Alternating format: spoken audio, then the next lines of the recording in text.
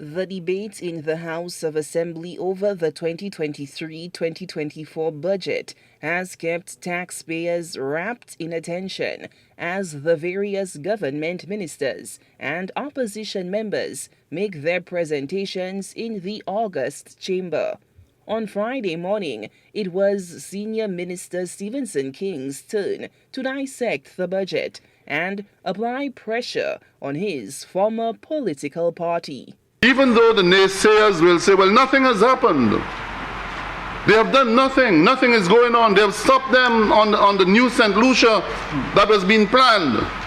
But the new St. Lucia, Mr. Speaker, was being given to people without money. They came to our shores empty pockets.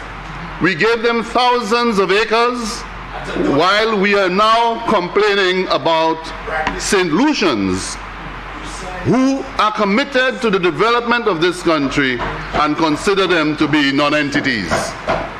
Non-entities. King says that unlike former politicians, this government will not make the mistake of casting aside due diligence on the altar of political expediency. One day my barber was telling me, he asked me a question. He said, Mr. King, how do you all go about deciding on investors? How do you know an investor is a true investor? I said, well, they'd come with a proposal and it would be looked at, due diligence would have been done, etc., and whatnot. I gave him a whole litany of what is required. He said, but I don't believe that's what it is. I said, why? He said, well, my friend told me he met a little white boy, and I'm sorry to say white boy, he met a little white boy in town. And the little white boy said he was somewhere in the US in New York walking down the street and he met a prominent politician here.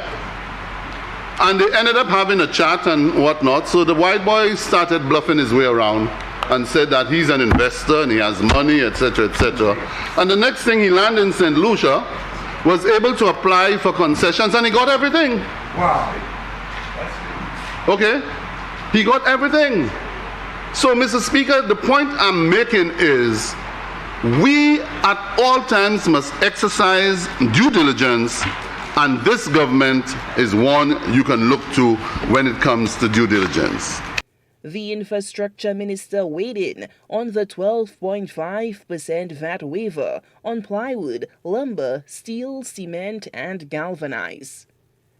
We may be losing more than the $70 million that we're making on fuel.